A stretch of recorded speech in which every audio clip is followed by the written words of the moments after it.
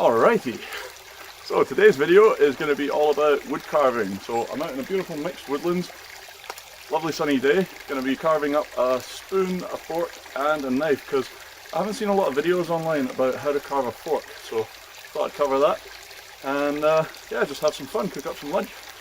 Hope you enjoy.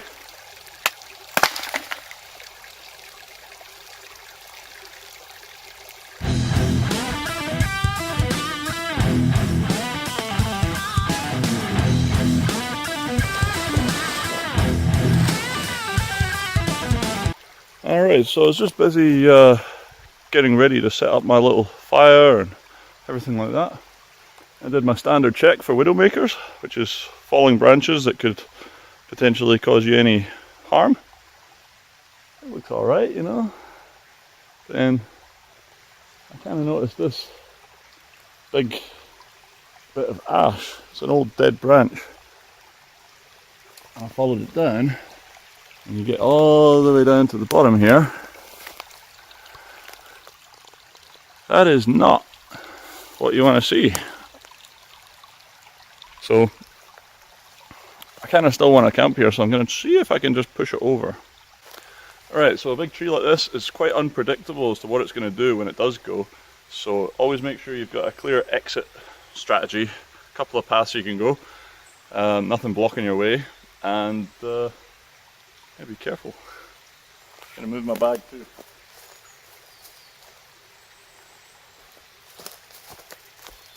Look after that while I'm doing this.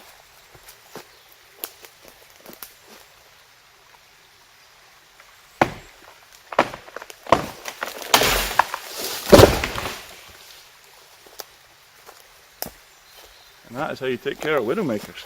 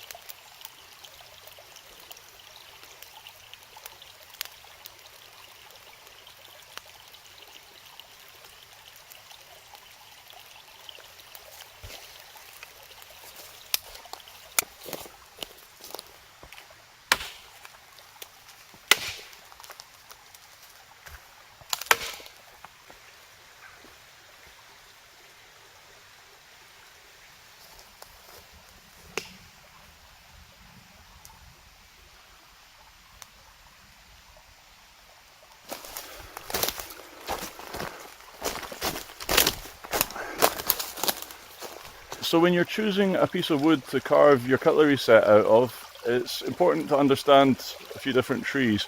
Best woods to carve with are hazel. It's one of the fastest growing hardwoods and grows in these nice long straights, and also when you cut it, it tends to grow back a couple of shoots where you've cut it. It's called coppicing, and it helps the tree have more leaves and be more healthy in the long run. So that's the wood I'm going to be choosing today. Other woods that are great are sycamore. Again, non-toxic, really easy to carve. It's better if you want a bigger piece because you can get thicker pieces, you know. Beech is also really, really good for carving, and again, non-toxic. So yeah, like I say, hazel today. Here it is.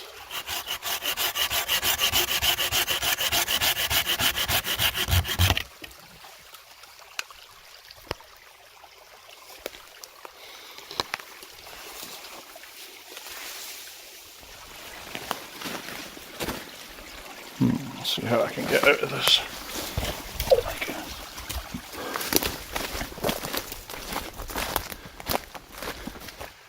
Alright, so when picking a piece of wood, it's nice to have a little curve like this. It just gives the spoon and the fork just a little bit of a shape.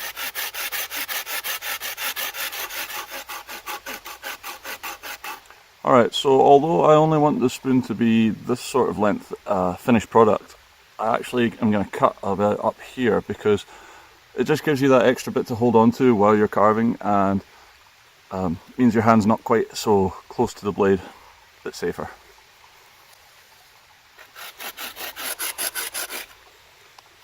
I'm also going to cut a second piece just to use as a baton, or baton as people call it.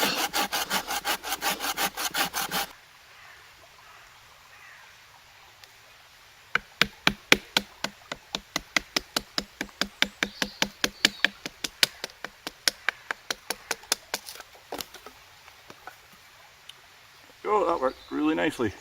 So, like I say, now we've got two curved pieces, one for a fork, one for a spoon.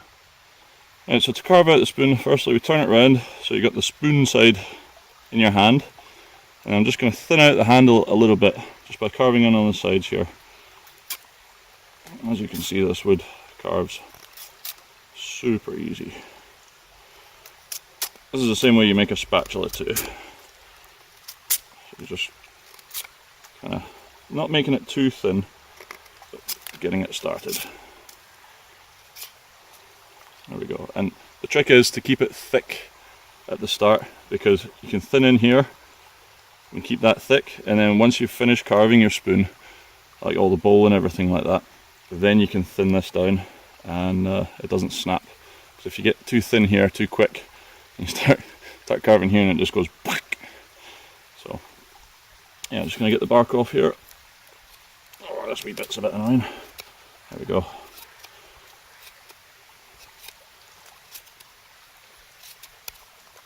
Yeah, so get that down there, get all the bark off here so we know exactly what we're dealing with.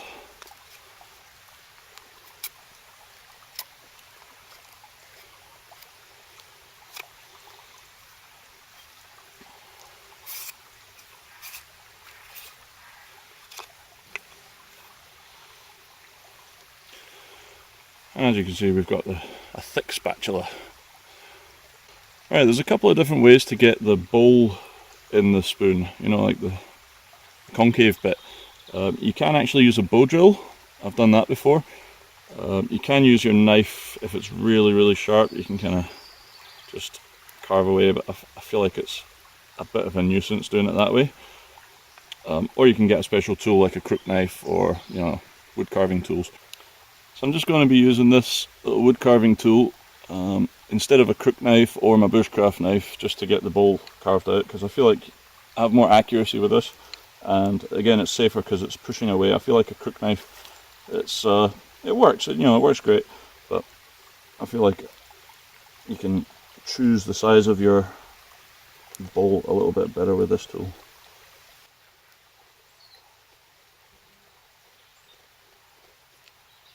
And again, everything's just that little bit longer because now I've got something to hold on to.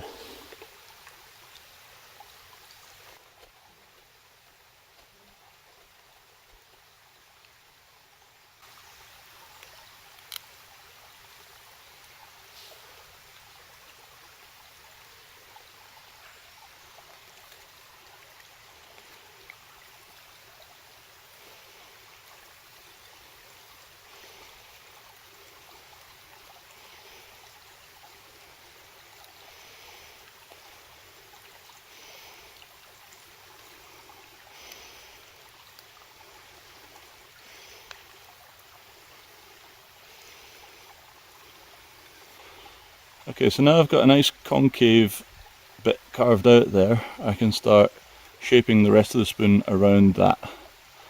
So back to the Bushcraft knife, and we just nice and easy start shrinking it in.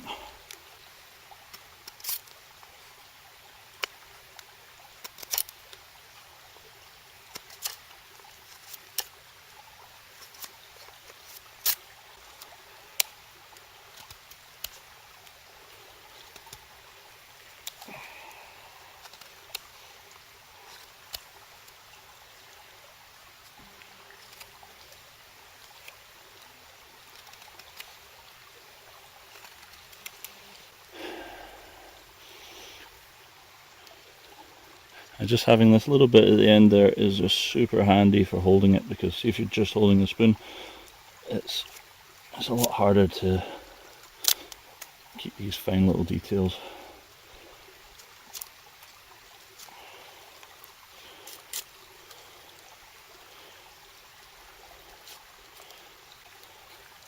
Starting to get quite thin now, so it's just going to be fine little tweaks from now on. So I think I'm going to lose that bit at the tip.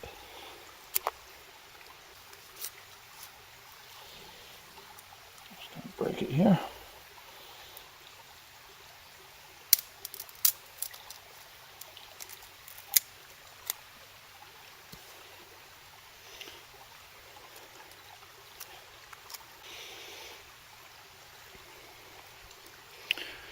And there we have a nice little teaspoon.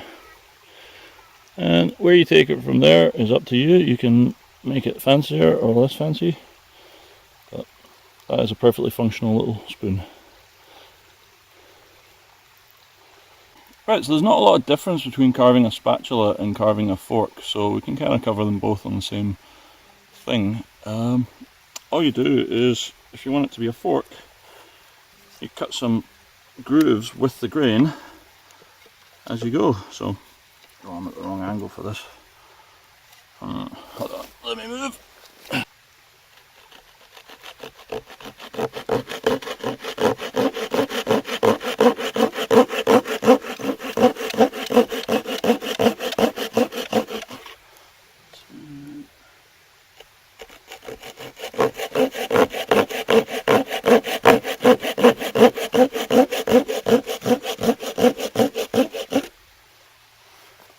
There we go. So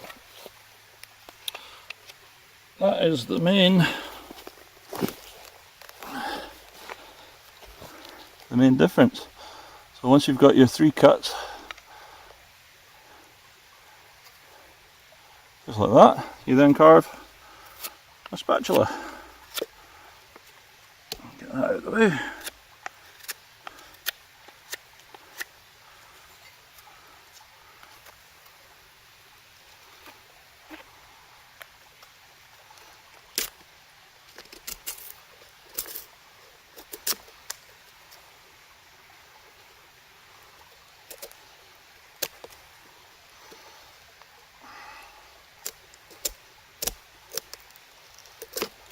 This one's a little bit more knotty, but that's okay.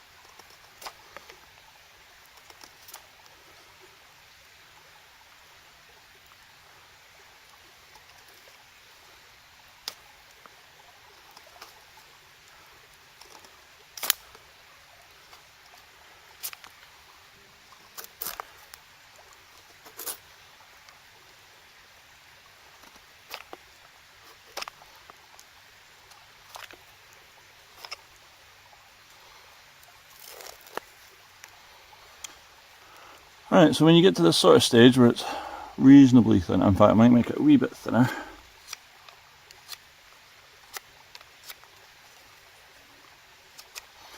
we go. Right, so once you get down to about here, this is when you just get your thumb and your knife and you just go into these grooves and you just sort of clean them out because they've got all the saw marks and stuff. It's a bit ugly. So you just go in at like a little angle and do one after the other, just to make them kind of less rough. And then when it comes to doing this side, always remember to keep your hands away from where the knife can go.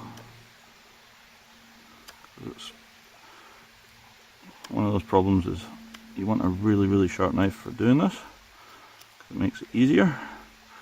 But if you're silly with it, it'll let you know.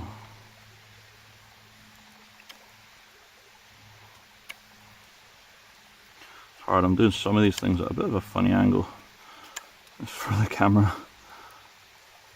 Yeah.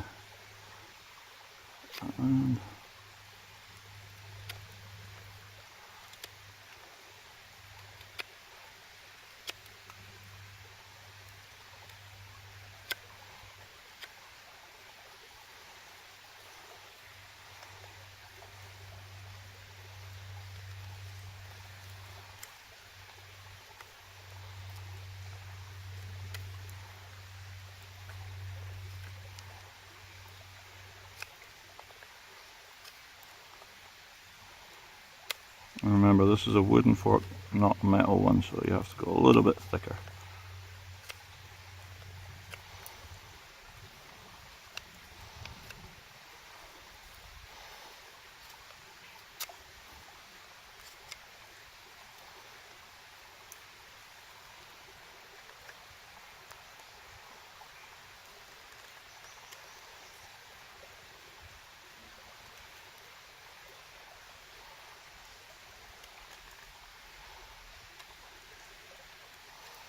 I've actually used an open-hole knife for these in the past and it works really nicely because it's so thin. It can be open-hole number 5 or something.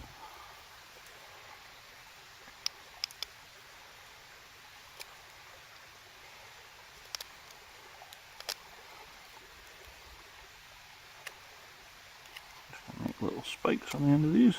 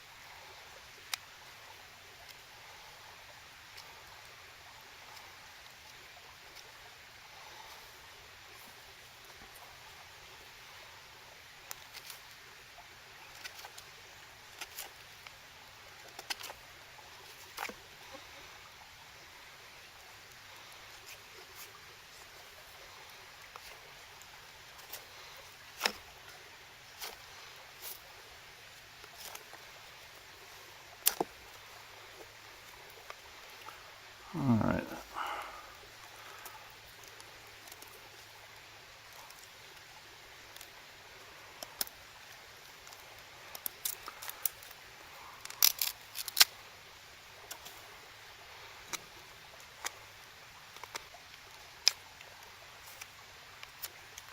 Alright, so there we have a nice little fork. So it's getting there. We got our spoon and our fork. Things are starting to look pretty good. The knife is the easiest one, left that to last. It's literally just a straight bit of wood. I wonder if I should even bother.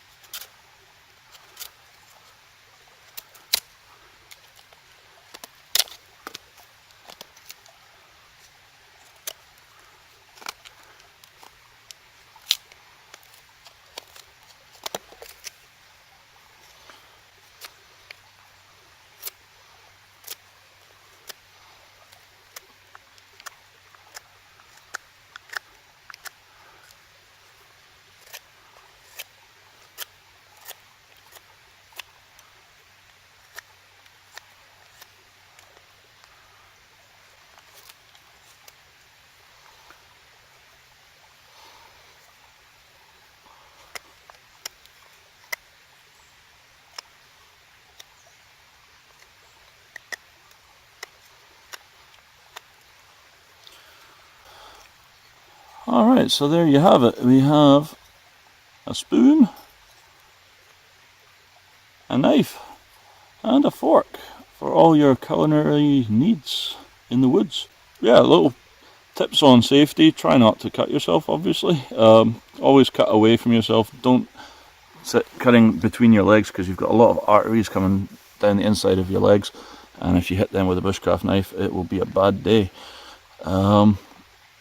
Yeah, trust me, it's very easy to make mistakes. I have multiple scars all over my, well, mostly my left hand. My right hand has hardly any scars on it, from making mistakes with knives.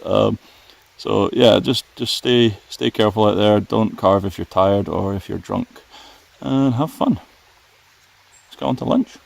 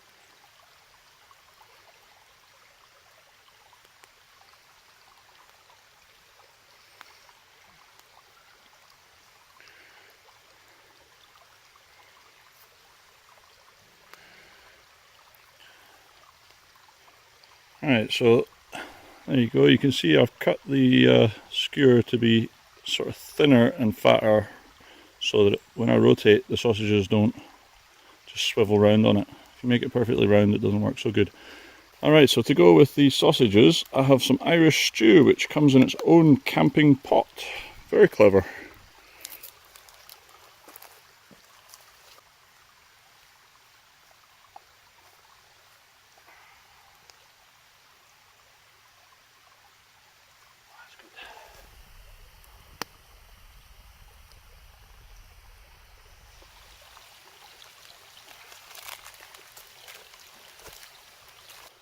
So to drink, I've got Taylor's coffee, which comes in a bag, like a tea bag. So yeah, it's the best way.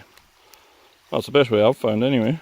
Don't have to bring out a coffee press, faff about with cowboy coffee or anything like that. Just make it like tea, but better.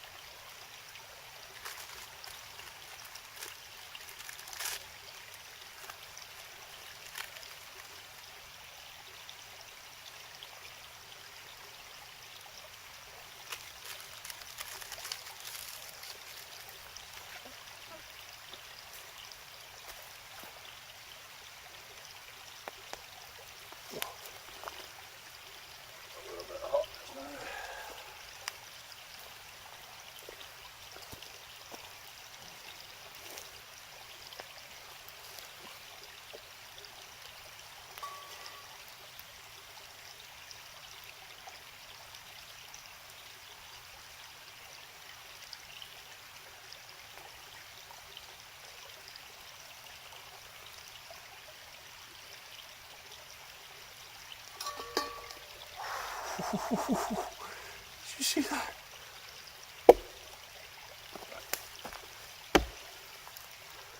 That was too close for comfort. I didn't like that.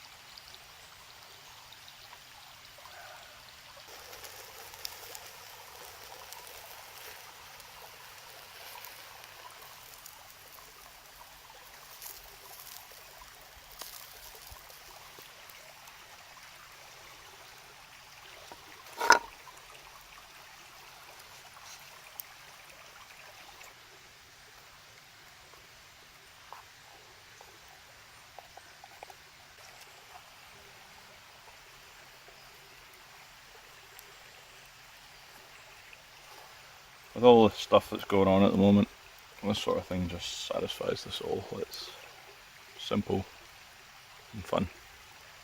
Cheers to that. Alright, so that's the end of the video. Hope you enjoyed it. Please give it a thumbs up if you did, subscribe, and I shall see you in the next one. Was better tidy up this mess, eh? Yeah!